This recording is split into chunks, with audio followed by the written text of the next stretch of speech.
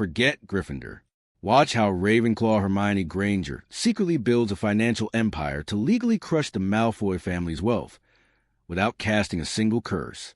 Before we dive into her mastermind plan, hit subscribe, drop a like, and comment present below to mark your attendance. The air in Flourish and Blots was thick with a scent of binding glue, ancient parchment, and a lingering ozone of latent magic. For 11-year-old Hermione Granger, it was supposed to be a paradise. She stood between her parents, clutching a pristine copy of Standard Book of Spells, Grade 1, her bushy hair practically sparkling with excitement. Mr. and Mrs. Granger, wearing practical Muggle coats, looked around with a mixture of awe and gentle apprehension. They were out of their depth, but their pride in their daughter anchored them. That was until the silver serpent struck.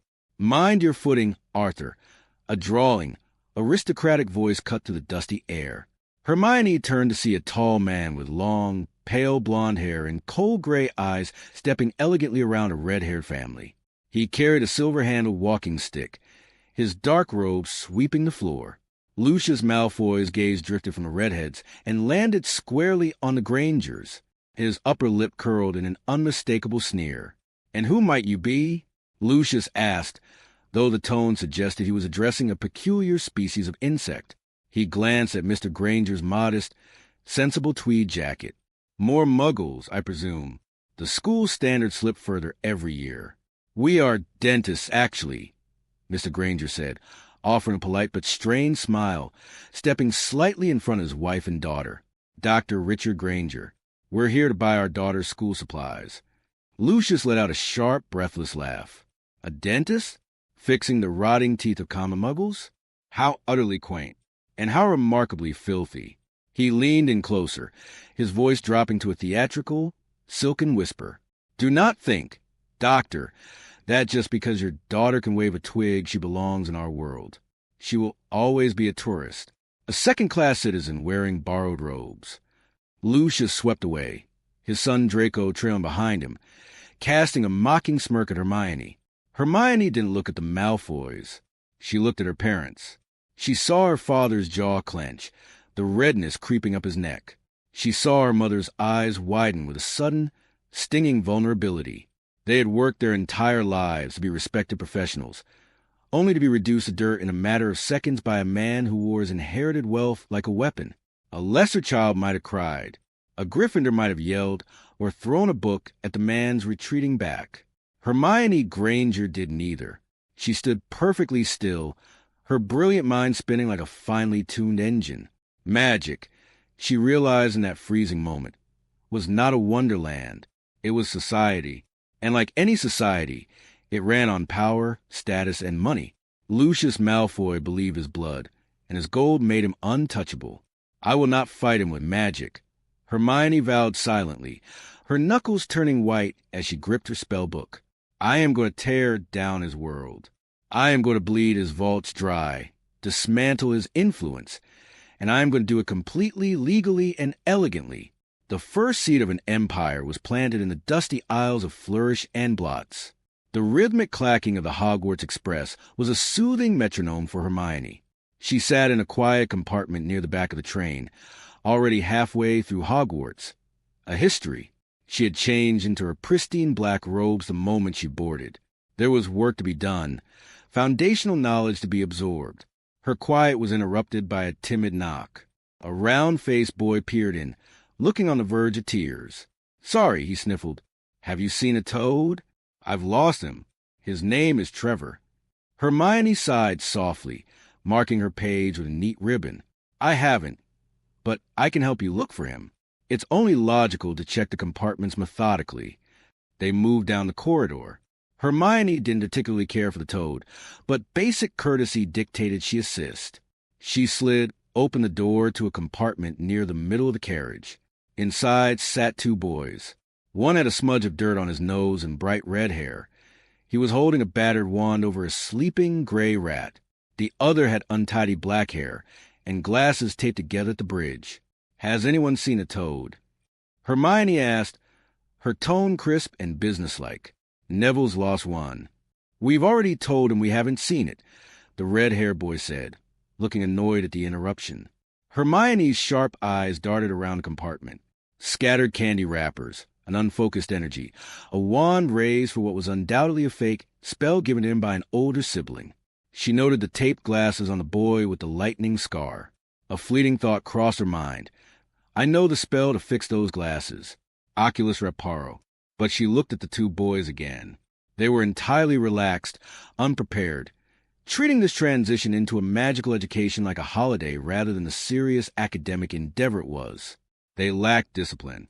If she stepped in, fixed his glasses, and sat down to chat, she would inevitably be drawn into their chaotic orbit. She would become their caretaker, their homework checker, the mother hen to their reckless adventures. She had a monopoly to build. She didn't have time to manage two unfocused boys. Well, if you do see it, let us know, Hermione said briskly. She didn't offer to fix the glasses. She didn't introduce herself. She simply stepped back, slid the door shut with a decisive click, and returned to her compartment to finish her book. The Great Hall was a masterpiece of architectural magic, but Hermione was not looking at the floating candles or the enchanted ceiling. She was calculating the logistical enchantments required to maintain such an illusion. Granger, Hermione. Professor McGonagall called out. Hermione walked up to the stool, her back perfectly straight. She sat down, and the ancient, patched sorting hat was dropped over her eyes. Ah! A small, dry voice echoed in her mind. A very busy mind. Exceptional intelligence. You've devoured half the library before even stepping foot in the castle. Knowledge is the only reliable armor. Hermione thought back. Perfectly calm. Indeed, but there's a fire here, too. Courage. You have a burning desire to prove yourself, to strike back at those who look down upon your family. The hat paused, humming thoughtfully. Gryffindor would take you. You could be a great hero, charge into the fray with a righteous fury. I have no interest in dying a hero's death. Hermione replied coldly. Charging into the fray is inefficient. I want to build a system that makes my enemies obsolete. I want them to wake up one day and realize they no longer have power, and I want them to know it was a Muggle-born who engineered their downfall. The hat chuckled, a dry, dusty sound. Ambition. Slytherin would cultivate that ruthlessness. They despise my blood. I would waste years fighting their petty prejudices from the inside. Put me where I will be left alone to work. Put me where intellect is the only currency that matters. Very well, the hat whispered. You are an architect, not a foot soldier. Your path is built on logic and long-term strategy. Better be. Ravenclaw, the hat shouted to the hall. The table on the far left erupted into polite, measured applause. Hermione took the hat off, handed it to McGonagall with a nod, and walked gracefully to her new family. A few minutes later, she watched with detached interest as Harry Potter and Ronald Weasley were both sorted into Gryffindor. They looked thrilled, high-fiving the older redheads. Hermione simply poured herself a goblet of pumpkin juice. Let them have their loud, roaring lions. She was an eagle, and she was preparing to fly much, much higher. The entrance to Ravenclaw Tower was not hidden behind a portrait of a fat lady who required an easily forgotten password. It was guarded by a bronze eagle knocker that demanded wit. On her first night, the eagle looked at the group of first-years and asked, which came first, the phoenix or the flame? While the others murmured in confusion, Hermione stepped forward without hesitation. A circle has no beginning, she stated simply. Well reasoned, the knocker replied, and the heavy wooden door swung open. The Ravenclaw common room was breathtaking. It was a wide, circular room with graceful arched windows that overlooked the mountains. The ceiling was domed and painted with stars that tracked the actual night sky. The air smelled of old parchment, sandalwood, and quiet concentration. Alcoves lined the walls, filled with bookshelves and sturdy oak desks. Hermione shared a dormitory with Padma Patil, Mandy Brocklehurst, and Sue Lee. There were no midnight pillow fights or loud gossip sessions. On the very first night, they established a silent agreement regarding study hours, bathroom schedules, and the expectation of quiet after 10 o'clock. It was an environment perfectly calibrated for productivity. By the end of her first week, Hermione had established a routine. While the Gryffindors were busy exploring secret passages and the Slytherins were posturing in the dungeons, Hermione was in the Hogwarts library. She wasn't just reading course material. She was pulling books on magical law, Gringotts banking regulations, and the historical economics of potion ingredients in Wizarding Britain. She sat at a corner table, bathed in the afternoon sunlight, creating a meticulously organized ledger. She cross-referenced the names of prominent pureblood families with the industries they controlled. The Malfoy family, she discovered, owned the primary distribution networks for rare potions ingredients in the UK. They bought cheap from international suppliers and sold at a massive markup to apothecaries in Diagon Alley. It was a monopoly based on exclusive contracts and old money intimidation. Hermione tapped her eagle feather quill against her chin, a small, dangerous smile playing on her lips. Monopolies, she thought, are inherently lazy. They rely on lack of competition, not innovation. She closed the ledger. She knew her target. Now, she needed a product. By the end of September, the rhythm of Hogwarts was firmly established, and the demarcation lines between the students were becoming painfully obvious. Hermione sat in the front row of the Charms classroom, her wand resting perfectly parallel to her neatly written notes. Professor Flitwick was explaining the theory behind the levitation charm. Hermione had already mastered it 3 days ago in the quiet of her dormitory. Suddenly, the door to the classroom banged open. Harry Potter and Ron Weasley stumbled in, panting, their robes askew. "Sorry, Professor," Harry gasped. "The staircases, they change on us." Professor Flitwick squeaked in surprise, nearly falling off his stack of books. "Punctuality, gentlemen, is the courtesy of kings and the duty of wizards. 5 points from Gryffindor, and kindly take your seats." Harry and Ron slumped into a desk near the back.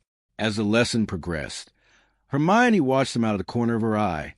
When it came time to practice the wand movements, Ron was violently swishing his wand like a club, nearly taking out Harry's eye. "It's swish and flick, Mr. Weasley, not bludgeon and smash." Flitwick corrected, looking alarmed. Hermione turned her attention back to her own parchment. In another life, she might have leaned over, corrected Ron's pronunciation, and forced him to do it right. She might have taken pity on them, dragged them to the library, and outlined their transfiguration essays, so they wouldn't get another failing grade from McGonagall. But as she sat in her blue-trimmed robes, she felt only a clinical detachment.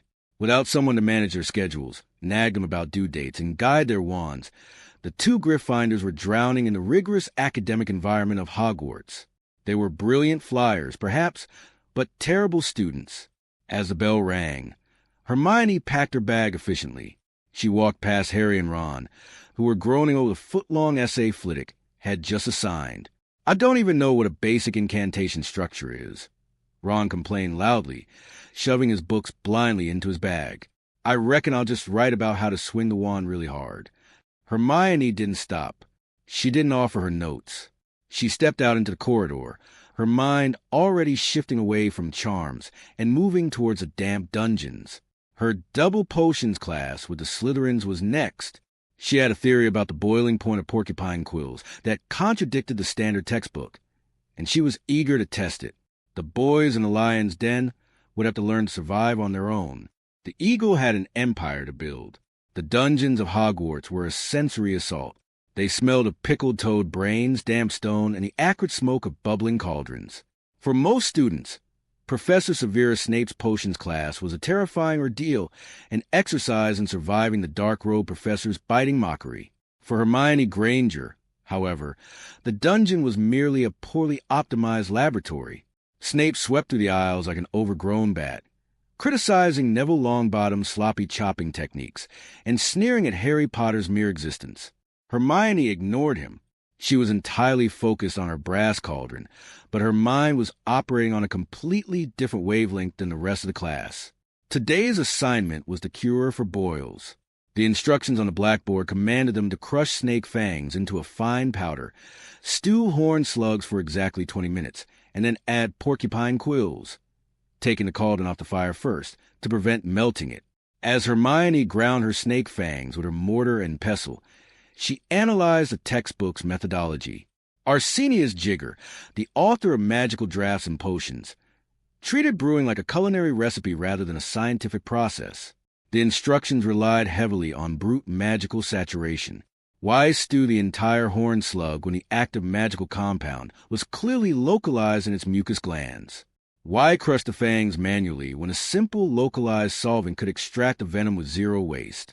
It's wildly inefficient, Hermione thought, watching Draco Malfoy toss whole, unmeasured handfuls of ingredients into his cauldron across the aisle. They are wasting at least 80% of the raw material's magical potential. The heat destroys the delicate enzymes before they can bind to the base liquid. Her father, Dr. Richard Granger, was not just a dentist, but a man of science who had taught his daughter the fundamentals of Muggle chemistry. He had explained extraction, distillation, and the laws of thermodynamics before she was 8.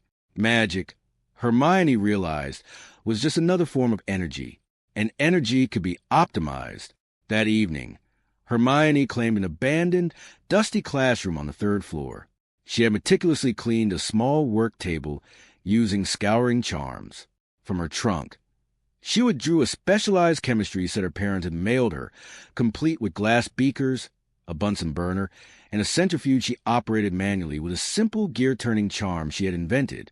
She began her clandestine experiments. Instead of boiling the expensive horned slugs whole, she used a mild alkaline solution to extract the pure mucus, then used a localized freezing charm to separate the water weight.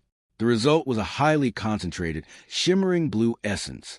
It took 1/10 of the raw ingredients to produce a potion that was twice as potent as the standard cure for boils. She ran the numbers in her leather-bound ledger. A standard vial of boil cure cost 2 galleons in Diagon Alley. The raw ingredients to brew it traditionally cost about 1 galleon, but with her chemical extraction method, the ingredient cost dropped to a mere 3 sickles. Hermione stared at the glowing blue liquid in her glass beaker. It wasn't just a potion. It was a revolution, and it was going to make her very, very rich. October brought a bitter chill to the Scottish Highlands, and with it, the anticipation of the Halloween feast. The great hall was decorated with 1,000 live bats fluttering overhead and pumpkins the size of small carriages carved with leering faces. Earlier that day in charms class, Professor Flitwick had finally allowed the class to attempt a levitation charm, Wingardium Leviosa. In another timeline, Hermione might have been paired with Ron Weasley. She might have condescendingly corrected his pronunciation, suffered his cruel mockery in the courtyard afterward, and spent the entire afternoon crying in a first-floor girls' bathroom. But in this reality, Hermione was sitting next to Padma Patil. When it was time to practice, Hermione simply executed the spell flawlessly on her first attempt, earning Ravenclaw 10 points. She spent the rest of the period quietly reading a book on magical patents, entirely ignoring the struggles of the Gryffindor boys behind her. When class ended, she walked back to her dorm, her emotions perfectly intact, untouched by the crude insults of an 11-year-old boy. The Halloween feast was a loud, joyous affair. Hermione sat at the Ravenclaw table, delicately eating a slice of pumpkin tart and discussing arithmancy theories with a third-year prefect. Suddenly, the great doors to the hall slammed open. Professor Quirrell, the stuttering defense against the dark arts teacher, sprinted down the aisle, his purple turban askew, a look of absolute terror on his face. "Troll!" he shrieked, his voice echoing off the enchanted ceiling. "In the dungeons. Thought you ought to know." He promptly collapsed in a dead faint. Pandemonium erupted. Students screamed, scrambling over the tables. It took several deafening blasts from Professor Dumbledore's wand to restore order. "Prefects," Dumbledore's voice boomed over the terrified whispers, "lead your houses back to the dormitories immediately." The Ravenclaw prefect, a sensible girl named Penelope Clearwater, quickly marshaled the blue-robed students. "Keep calm. Follow me. Stay in a tight formation," she called out. Hermione fell into step with her housemates. She wasn't frightened. She was analyzing the situation. A troll is a massive, slow-moving creature with a brain the size of a walnut. She calculated as she walked up the marble staircase. The castle's wards are ancient and incredibly complex. A creature like that does not simply wander in from a forest by accident. Someone let it in. A distraction, perhaps? She reached the safety of the Ravenclaw common room. Without incident, the bronze eagle knockers sealed the door tightly behind them, while the younger students huddled near the fireplace, Whispering in fearful, excited voices, Hermione pulled her heavy textbook on Gringotts banking laws from her bag. She settled into a comfortable armchair, tucked her legs underneath her, and began to read. She was perfectly safe, perfectly calm, and completely detached from whatever chaos was unfolding in the stone corridors below. The next morning, the great hall was buzzing with frantic gossip. Hermione sat at her usual spot, buttering her toast, and listened carefully to the fragmented stories circulating the tables. It seemed that while the rest of the school had safely retreated to their common rooms, Harry Potter and Ron Weasley had not. According to the rumors, which Hermione later pieced together into a coherent factual account, the two Gryffindor boys had realized halfway up the stairs that their shy dorm mate, Neville Longbottom, had been in a corridor near the dungeons, completely unaware of the troll. Attempting to play the heroes, Harry and Ron had broken away from the prefects to find him. They succeeded in locating Neville, but they also found a fully grown mountain troll, and they had absolutely no plan. Without a logical mind to assess the environment, without a tactical voice to coordinate their actions, the encounter had been a total disaster. I heard Potter try to tackle it. A Hufflepuff boy whispered loudly at the next table. Got swiped right across the room.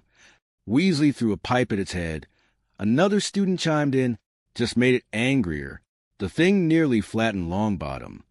Hermione shook her head slightly, taking a sip of tea. Fools, she thought. Bravery without strategy is just a complex form of suicide. The reality of the fight, as Hermione deduced, was a messy, brutal affair of pure panic.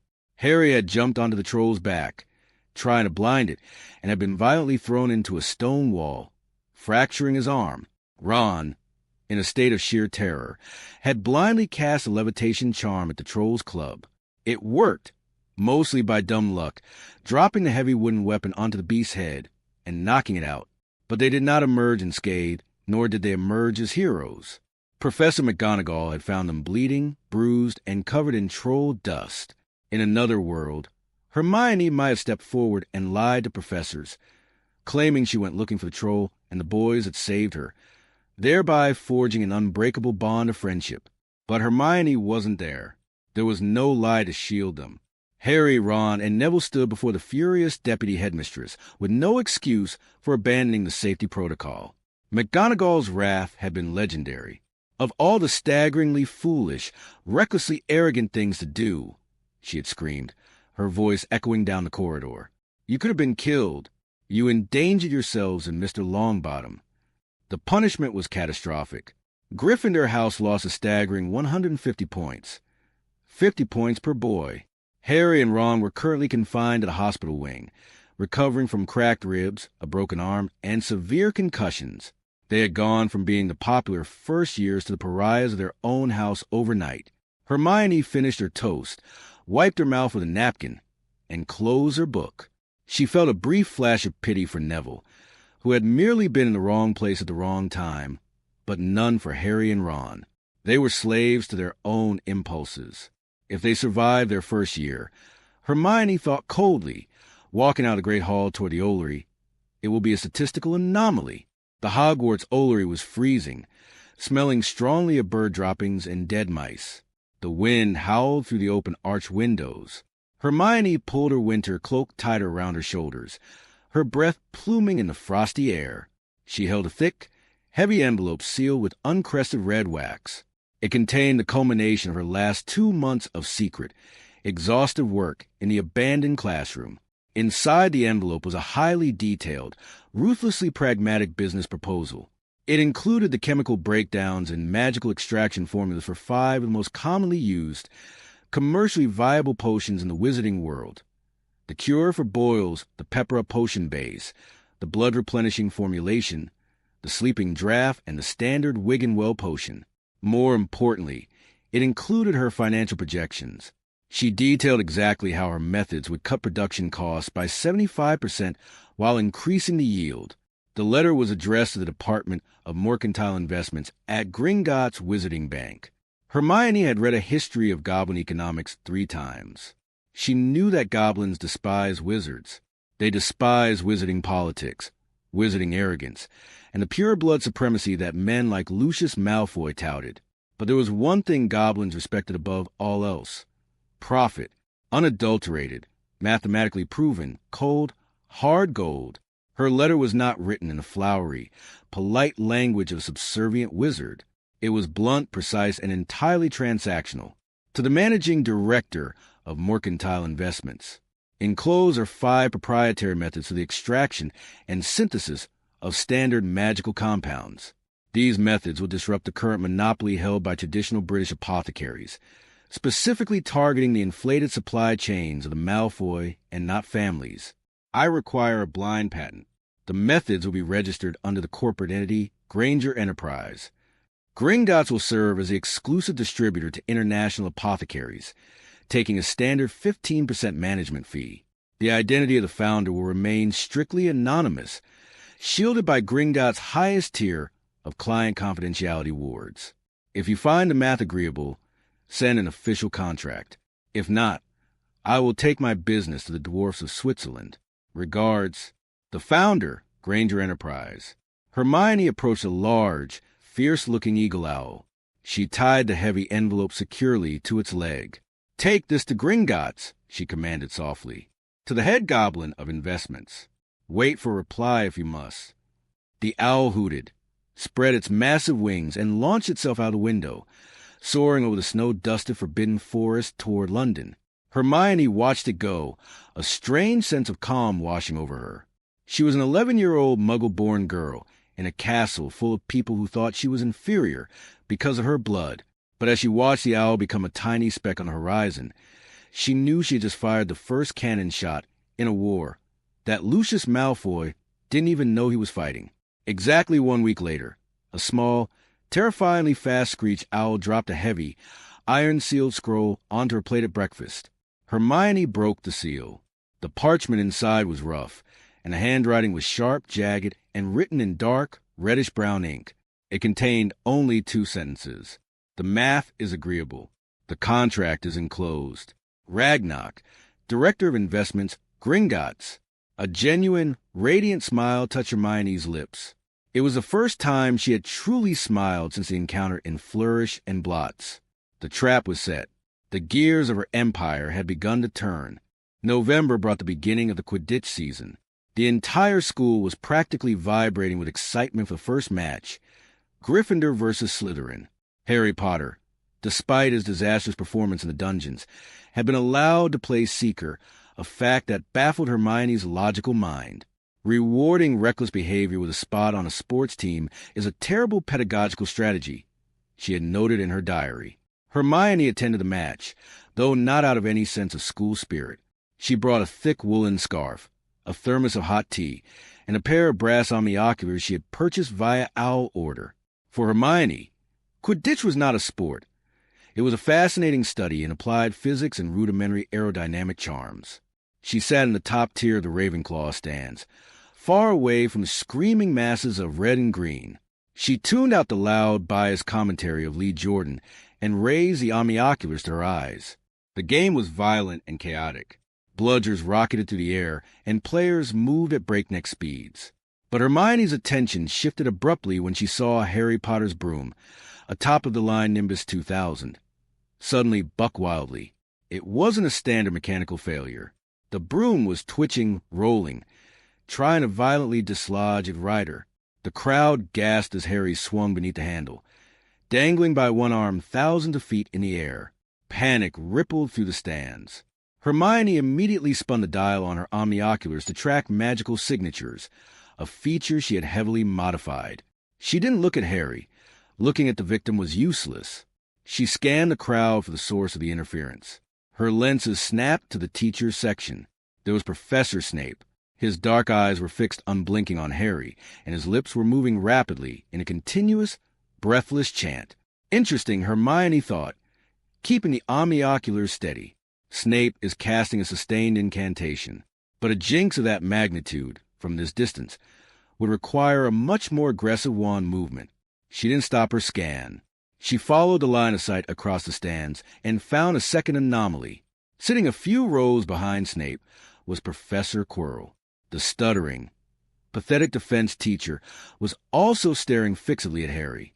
His hands were clasped tightly together, and his lips were moving in a rapid, silent rhythm.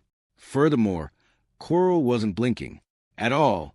Hermione's mind raced through a dozen volumes of magical theory. 2 casters. One is applying a malevolent jinx. The other is casting a counter curse. The visual lock is the key. Break the eye contact. Break the spell. Down in the Gryffindor stands, she saw Ron Weasley pointing frantically at Snape. Ron grabbed a fellow Gryffindor, and they started pushing their way toward the teacher's box. Hermione lowered her omnioculars, taking a sip of her hot tea.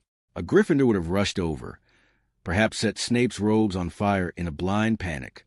But Hermione was a Ravenclaw. She had no emotional attachment to Harry Potter.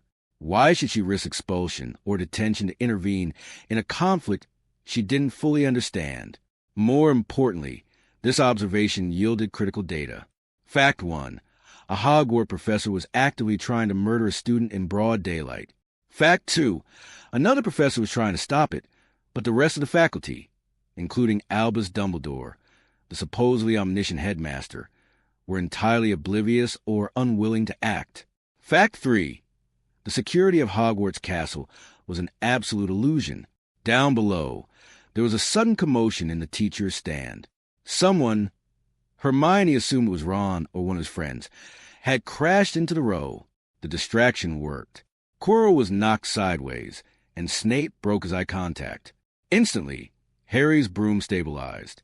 He swung himself back up, sped toward the ground, and tumbled onto the grass, coughing up the golden snitch. The Gryffindor stands erupted in deafening cheers. Hermione packed away her omnioculars and thermos methodically. She didn't cheer. She didn't smile. As she walked down the wooden stairs of the stadium, the roar of the crowd fading behind her, she pulled out a small leather notebook. Under the heading Hogwarts Security Flaws, she wrote a single damning sentence. The faculty is either deeply compromised or staggeringly incompetent. Survival here requires absolute self-reliance. She walked back to the castle alone, her mind already shifting back to Gringotts, profit margins, and the slow, inevitable strangulation of the Malfoy fortune. Harry Potter could have his snitch. Hermione Granger was playing a much bigger game. When the Hogwarts Express departed for the winter holidays, it took with it the noise, the chaos, and the suffocating presence of Hermione Granger's less disciplined peers. For Hermione, the holidays were not a time for family dinners or resting by the fire. They were an uninterrupted 2-week opportunity for aggressive research. She had elected to remain at Hogwarts. Her parents understood perfectly. She had sent them a coded letter explaining that she was on the verge of a major breakthrough in her extracurricular chemistry project.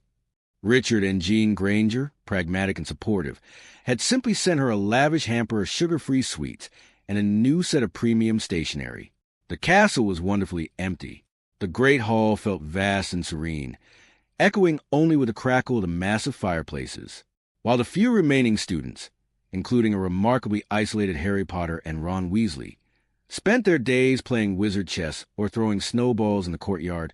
Hermione spent hers in the library. She had secured a pass for the restricted section from Professor Flitwick. It had been shockingly easy. She simply presented him with an impeccably researched essay on the theoretical applications of stasis charms in volatile alchemical reactions, claiming she needed advanced text to verify her thesis.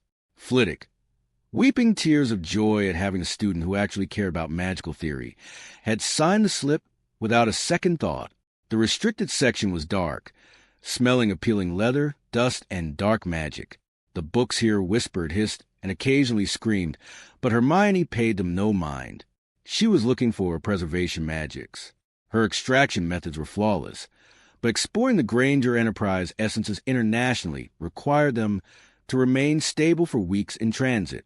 Late one night, while returning to Ravenclaw Tower from a particularly fruitful session with an 18th century tome on vacuum sealing charms, Hermione paused.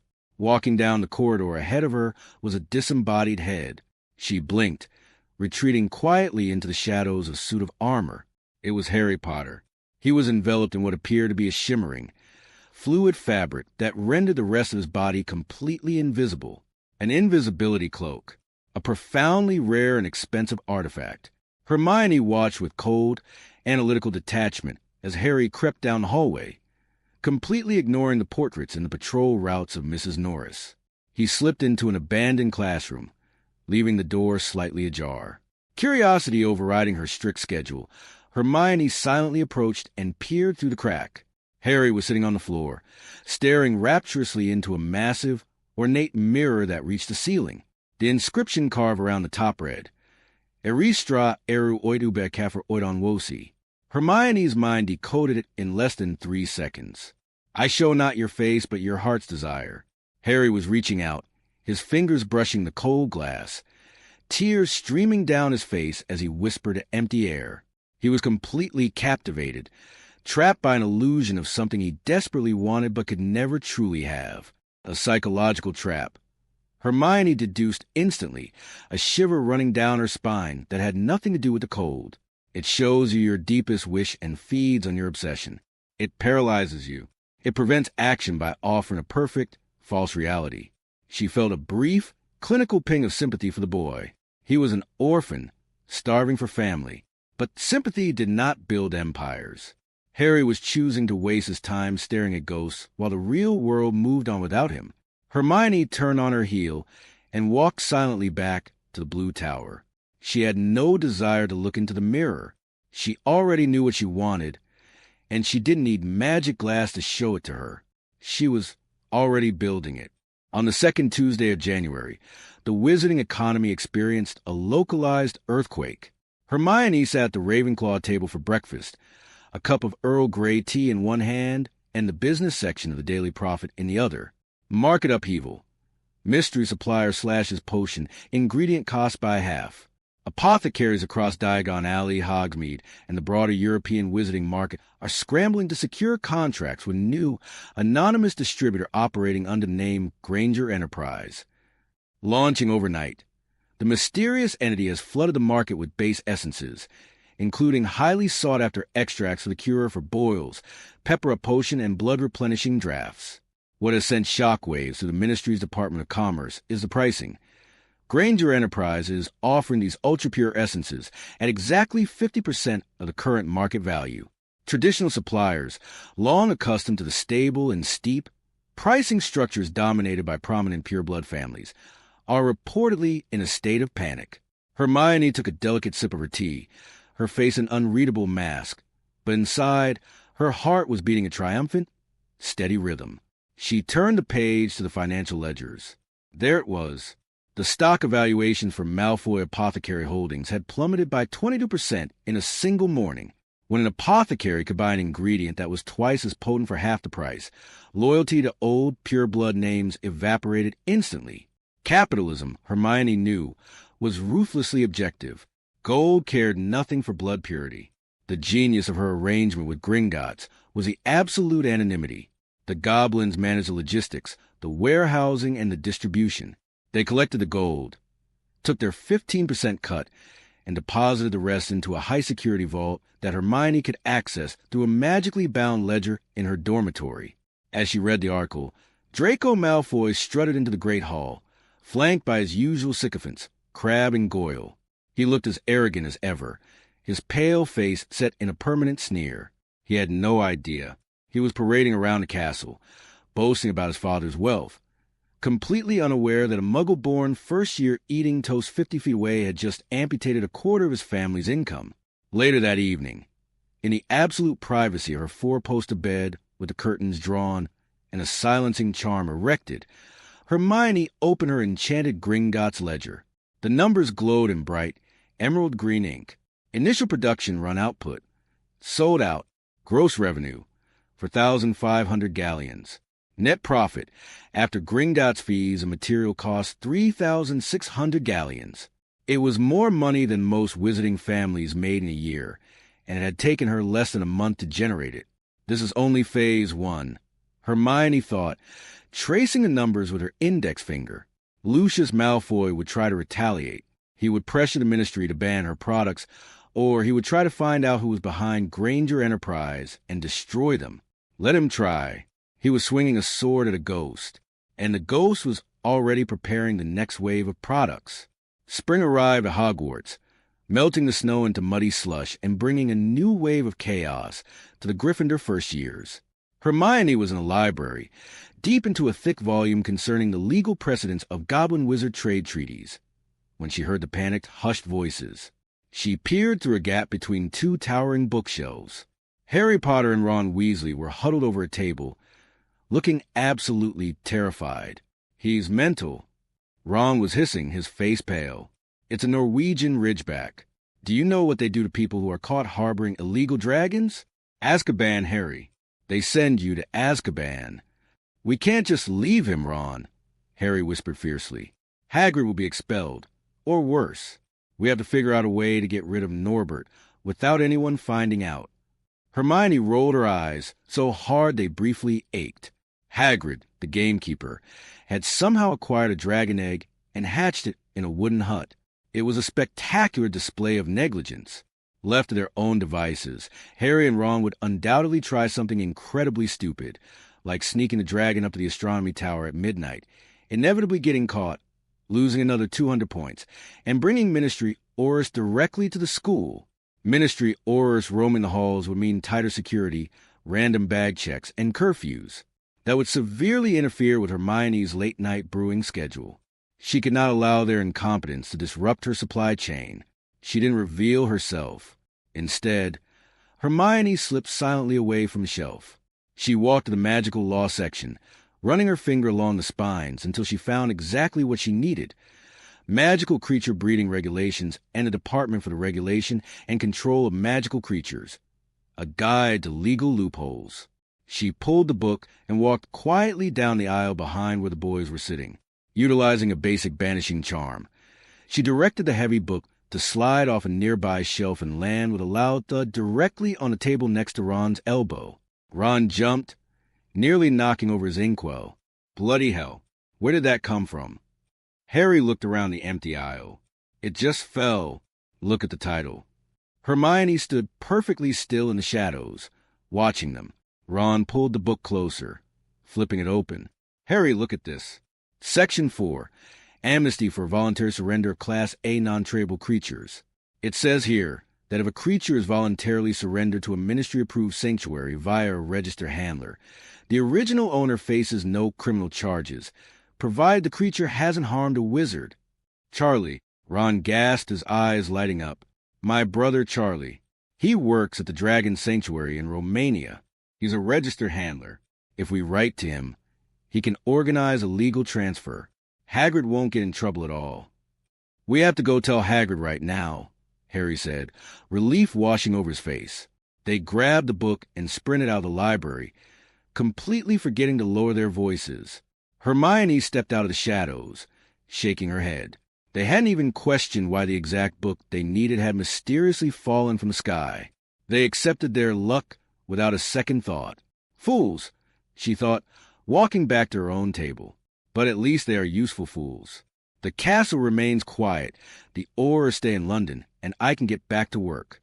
By late April, the financial bleeding of the Malfoy family was no longer an abstract number in Hermione's ledger. It was a tangible, breathing reality manifesting right in front of her. The morning mail delivery was usually a chaotic flurry of owls dropping letters and packages. Hermione was reviewing her arithmancy notes when a massive, incredibly regal eagle owl swooped down over the Slytherin table. It dropped a thick black envelope sealed with a silver crest directly onto Draco Malfoy's plate. It was not a howler. The Malfoys were too concerned with public dignity for that, but it was clearly a letter of immense weight. Hermione observed Draco over the rim of her teacup. He broke the seal, his pale fingers trembling slightly, as he read the sharp, elegant handwriting of his father. The blood completely drained from his face. He looked sickly, his gray eyes widening in genuine panic. Hermione's lip twitched upwards in a microscopic smile. She didn't need legitimacy to know what the letter said. Lucius Malfoy was losing the war. He was bleeding galleons by the thousands. His exclusive contracts with the apothecaries in Paris, Berlin, and Rome had been unceremoniously terminated. Granger Enterprise had not only undercut his prices, but the quality of the potions brewed with her pure extracts was undeniably superior. The Malfoy distribution network, built on intimidation and bloated prices, was collapsing like a house of cards. Lucius was undoubtedly lashing out at the only person he could, his son. Draco slammed the letter face down on the table. He stood up so violently that his bench screeched against the stone floor. "Watch where you're going, you clumsy oaf." Draco spat viciously at a terrified first-year Hufflepuff who had accidentally bumped into him. For the next week, Draco Malfoy became unbearable. His usual arrogant swagger was replaced by a frantic, erratic cruelty. He picked fights with Gryffindors, bullied younger students, and snapped at his own friends. He was a boy whose entire identity was built on the unshakable foundation of his father's power and wealth.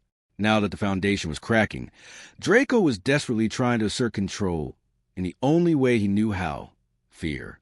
He even tried to corner Hermione once in the corridor after Transfiguration. "Get out of my way, mudblood," Draco sneered, trying to shoulder past her. Hermione did not flinch. She did not shrink back.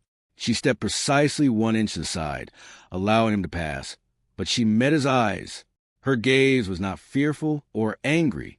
It was a cold, clinical gaze of a scientist observing an insect pinned to a board. "You look tired, Malfoy," Hermione said, her voice soft, smooth, and chillingly calm. "Is everything all right at home?" Draco froze, his face flushing violently. He opened his mouth to retort, to hurl another slur, but something in Hermione's empty, calculating eyes stopped him. For a brief, terrifying second, the predator realized it was being hunted. He swallowed hard, broke eye contact, and hurried away down the corridor. Hermione watched him retreat. The revenge was sweet, not because it was loud or violent, but because it was entirely invisible. She was destroying his world, and he was thanking her by stepping out of her way. Hermione's desire to keep the Gryffindors out of trouble was ultimately a failure.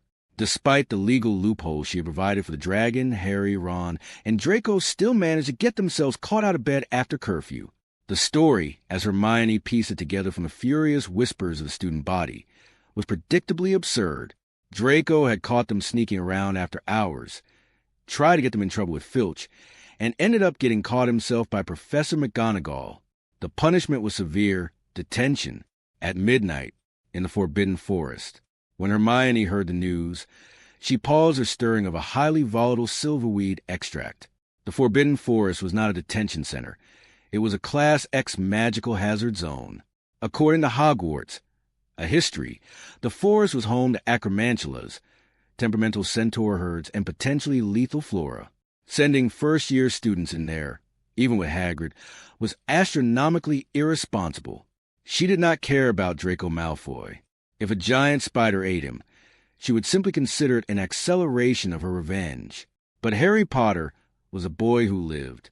If he died in the forest, the Ministry would shut Hogwarts down indefinitely.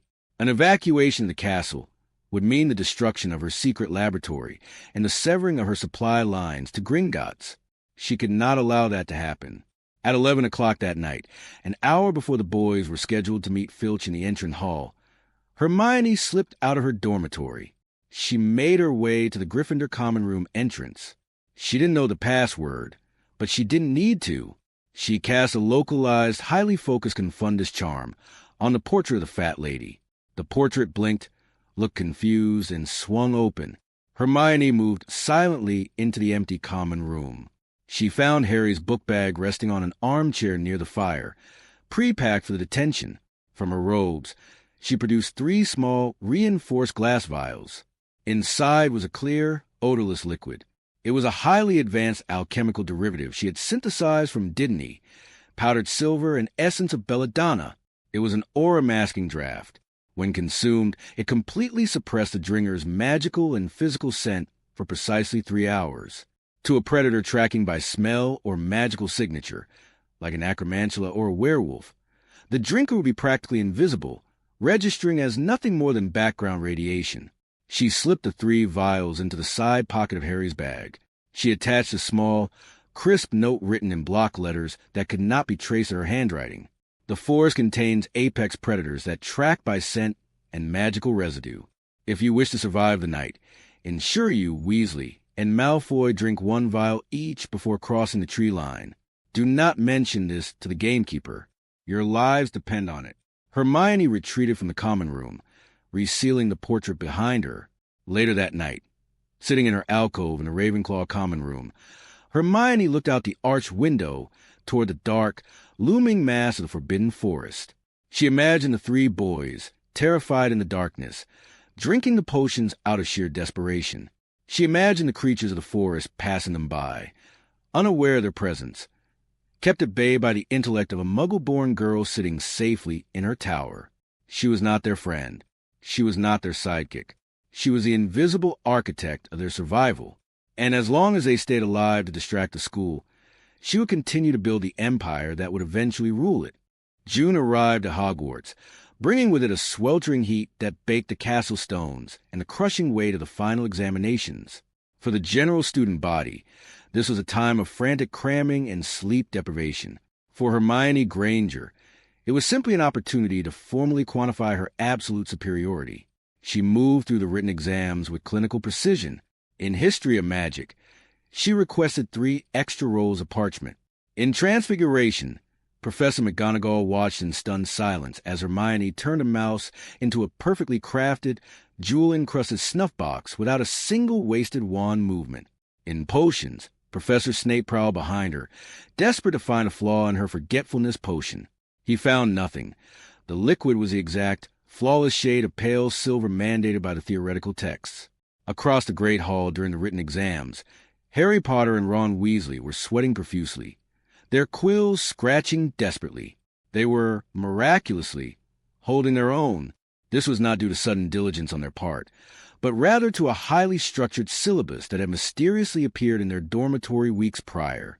Hermione had anonymously slipped it to them via a hired school owl. It was a calculated move. If the 2 Gryffindors failed their exams, the resulting drama, detentions, and remedial classes would create an unpredictable environment. Hermione required stability for her summer business plans. Once the final exam, History of Magic, concluded, the school let out a collective breath of relief. But as Hermione packed her silver-tipped quills, she observed Harry rubbing his lightning bolt scarf frantically, his face pale, whispering to Ron and Neville Longbottom.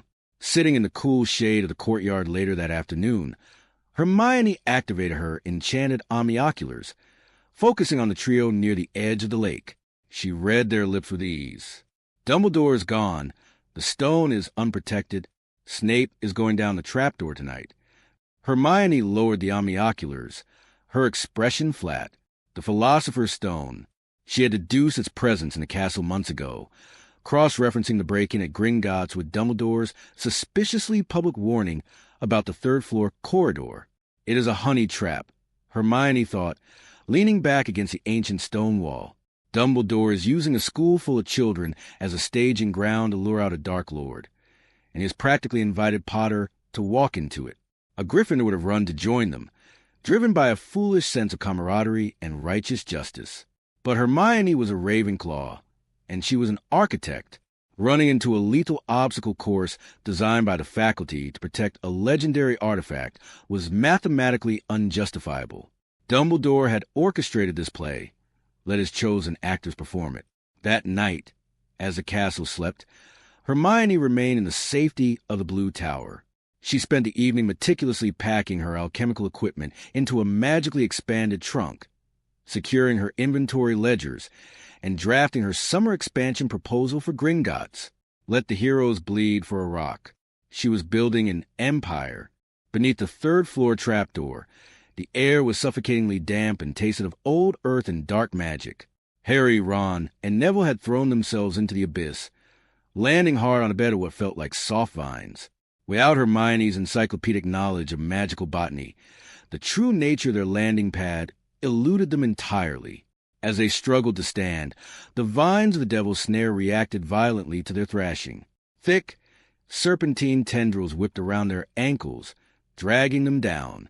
Harry fought wildly, trying to pry the vines off his chest, but the plant only tightened its grip, crushing his ribs. "Stop moving," Neville choked out, his face turning a dangerous shade of purple as a vine wrapped around his throat. "It's devil's snare. It likes the dark and the damp." "Then light a fire," Harry gasped, his vision spotting with black dots.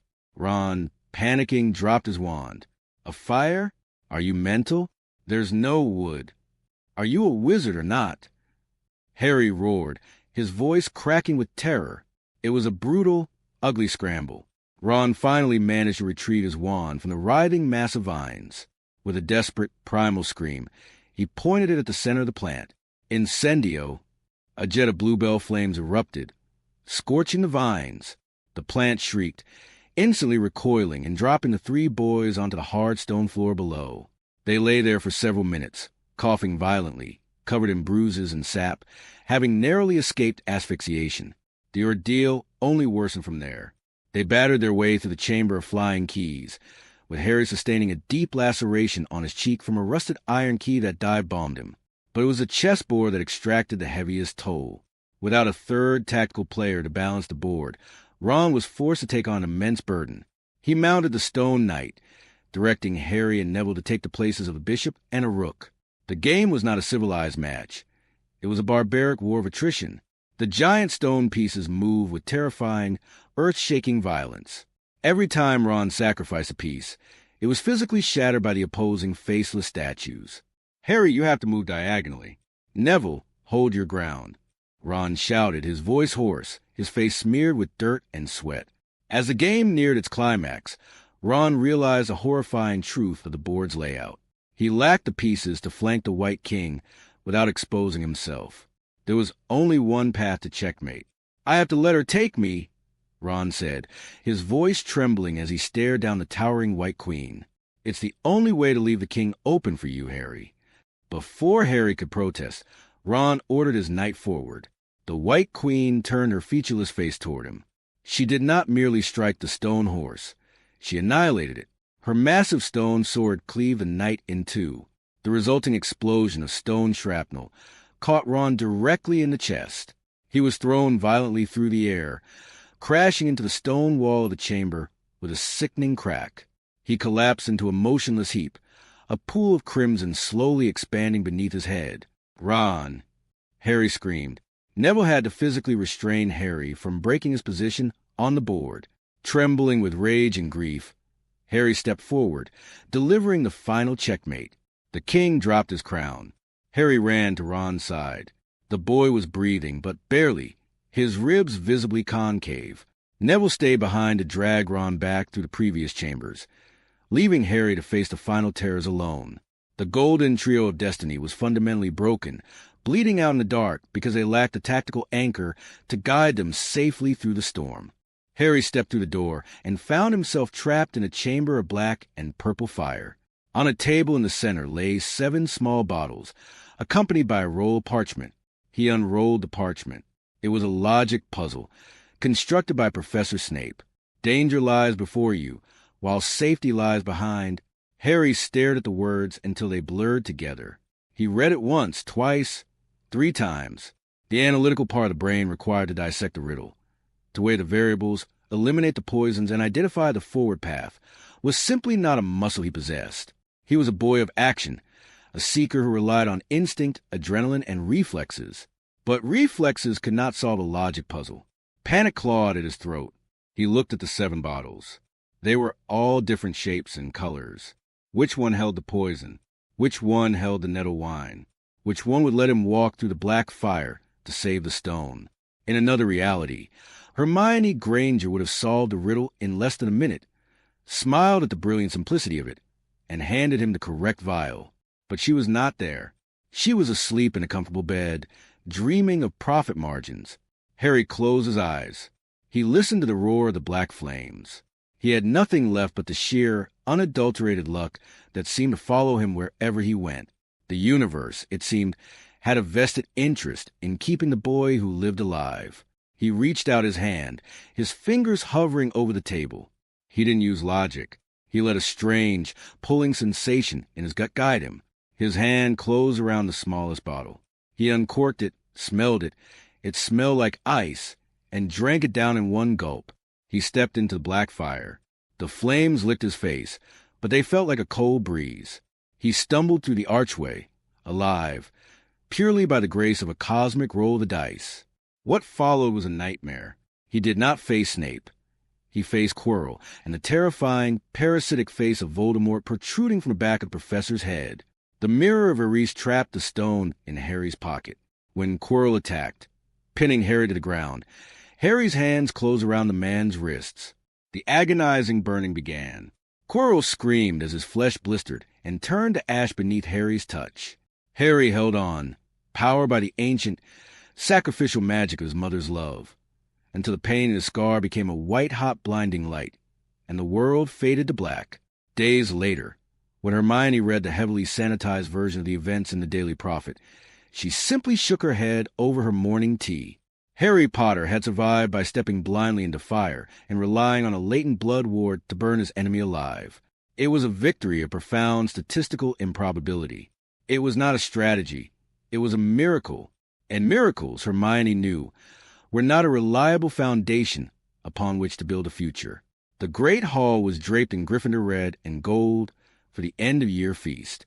Dumbledore, in a spectacular display of blatant favoritism, had awarded last-minute points to Harry, Ron, and Neville for their traumatic ordeal in the dungeons, effectively snatching the house cup away from Slytherin at the final second. The Gryffindor table erupted into a deafening, riotous celebration. Hats were thrown into the air, and goblets were banged against the tables. Hermione politely clapped from the Ravenclaw table, but her attention was elsewhere. The House Cup was an arbitrary point system designed to keep children docile and competitive over meaningless colored banners. It held no real-world value. When the cheering finally died down, Professor Flitwick stood up. He tapped his goblet with his wand, clearing his throat. "If I may," the diminutive charms master squeaked, his face beaming with immense pride. "While we celebrate courage and bravery, Ravenclaw House would also like to acknowledge an unprecedented academic achievement. I am thrilled to announce that Miss Hermione Granger has achieved a perfect score of 112% across all her final examinations, the highest first-year aggregate score in the recorded history of Hogwarts." The Ravenclaw table stood up as one, applauding politely but with deep, genuine respect. Even a few teachers, including Professor McGonagall, offered her warm smiles and applause. Hermione inclined her head slightly, her posture impeccable. It was a satisfying public validation, but it was merely the appetizer. The main course was being served 200 miles away, in the heart of London. At that exact moment, in the opulent, dark-wood paneled office of the Ministry of Magic's Department of Commerce, an elderly Gringotts goblin named Ragnock slammed a heavy iron stamp onto a stack of legal parchment. Across from him sat Lucius Malfoy's primary legal counsel, his face slick with nervous sweat. "The acquisition is complete," Ragnock growled, his jagged teeth glinting in the gaslight. "Granger Enterprise has successfully purchased the remaining distribution contracts for the European Apothecary Guild. As of this hour, the Enterprise controls exactly 42% of the United Kingdom's potion ingredient supply chain." The lawyer swallowed hard. "Mr. Malfoy, he will dispute this. The pure blood tariffs are entirely irrelevant," Ragnock interrupted sharply. "Granger Enterprise operates through Gringotts sovereign financial channels.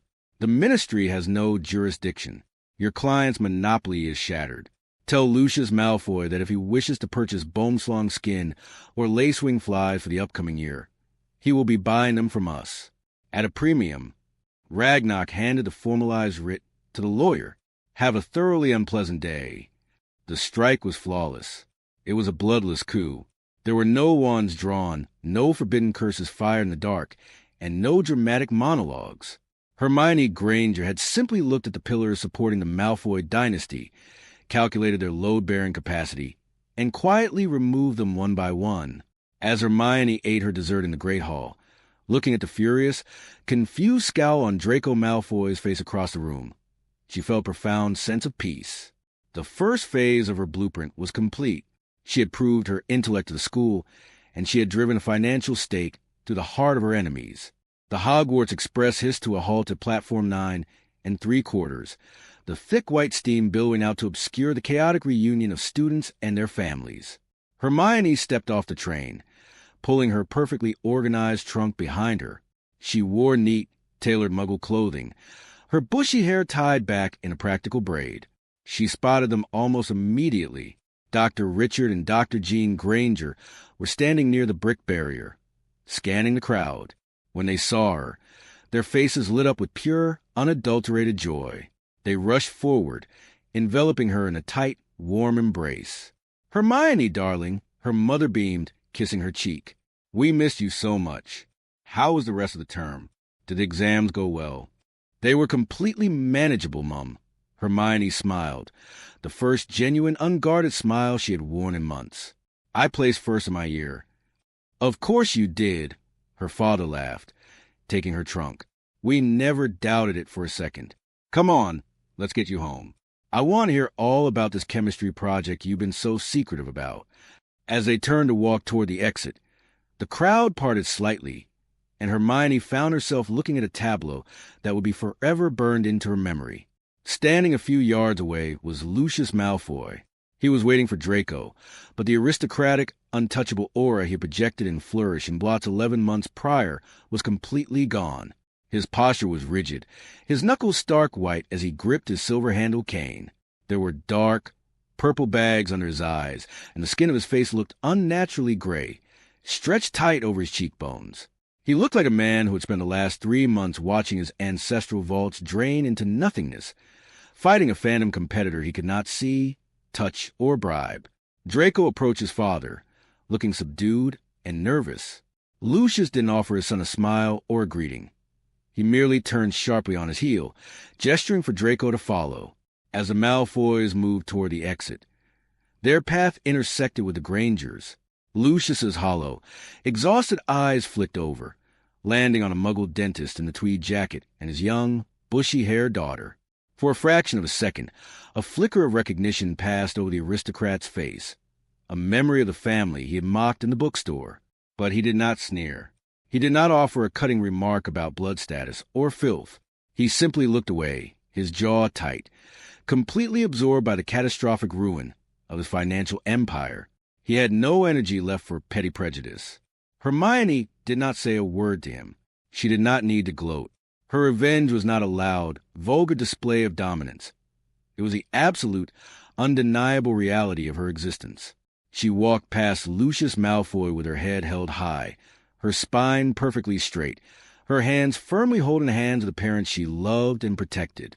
As they passed through the magical barrier, leaving the smoke of the Hogwarts Express behind and stepping into the bright, bustling reality of Muggle London, Hermione Granger felt the heavy brass key to her Gringotts vault resting securely against her collarbone. Her first year in the wizarding world was over. She had walked into a society designed to reject her, and she had rewritten its foundational code. The Malfoy monopoly was bleeding out. The supposed heroes of Gryffindor were bruised and chaotic, and the Blue Tower had cultivated a mind sharper than a basilisk's fang. It was a magnificent victory, and the terrifying, beautiful truth was that she was only 12 years old. The dynasty of Granger Enterprise had only just begun. That concludes Hermione's first year of silent dominance. Now, I have a question for you. If you were in her shoes, would you have secretly saved Harry and Ron in Forbidden Forest, or left them to suffer the consequences of their own reckless actions? Type save them or leave them in the comments below. Don't forget to subscribe and drop a like if you want to see how Lucius Malfoy strikes back in year 2. See you in the next one.